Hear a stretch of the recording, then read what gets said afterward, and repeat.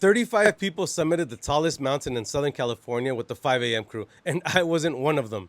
Hi, my name is Omar Covarrubias, founder of the 5 a.m. crew, a hiking community that meets 3 times a week at Griffith Park, and this was number 6 of our Mount Whitney training series. This time we took on San Gorgonio Mountain through the Vivian Creek route, roughly 19 miles round trip over 5,500 feet in elevation gain, reaching 11,503 feet above sea level, the tallest mountain in Southern California, absolutely not a beginner's hike. The whole purpose of this experience was to show people where they're truly at before Whitney. Physically, mentally, emotionally, this mountain exposes everything.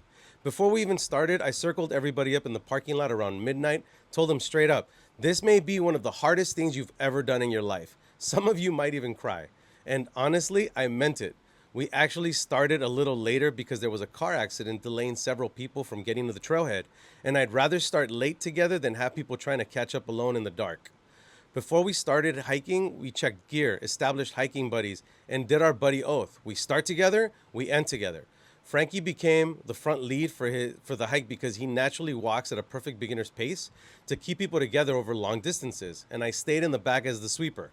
And honestly, for most of the hike, everything worked perfectly, like beautiful. Every mile was stopped for checkpoints, bathroom breaks, snacks, hydration, layer checks, buddy check-ins. But what really stood out to me was watching people take care of each other.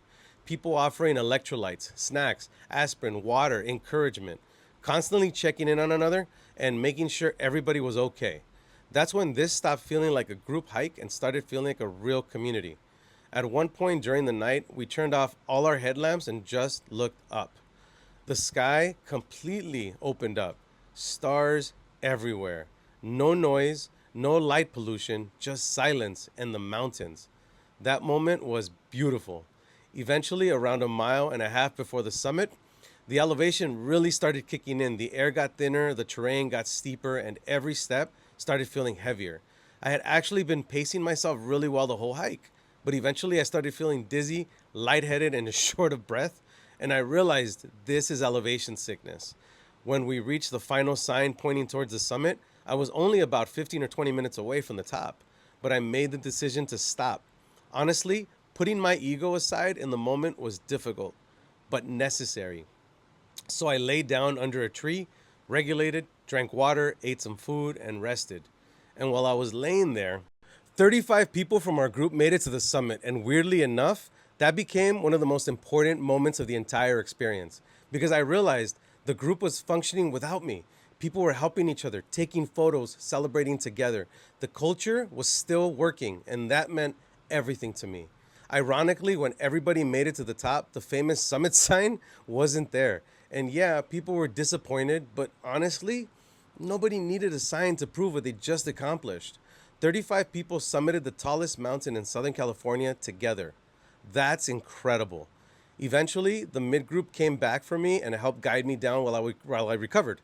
And by then, I was already feeling a lot better. Meanwhile, Frankie stayed behind, sweeping the final group for another couple of hours, and honestly, he did an incredible job.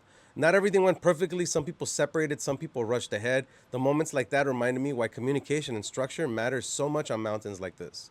Because these hikes are not races, they're about making it to the top and back down safely together. We finally made it back down to the parking lot at around 4:30 p.m. and honestly, seeing those cars felt just as emotional as seeing the summit. We were exhausted, destroyed, but proud.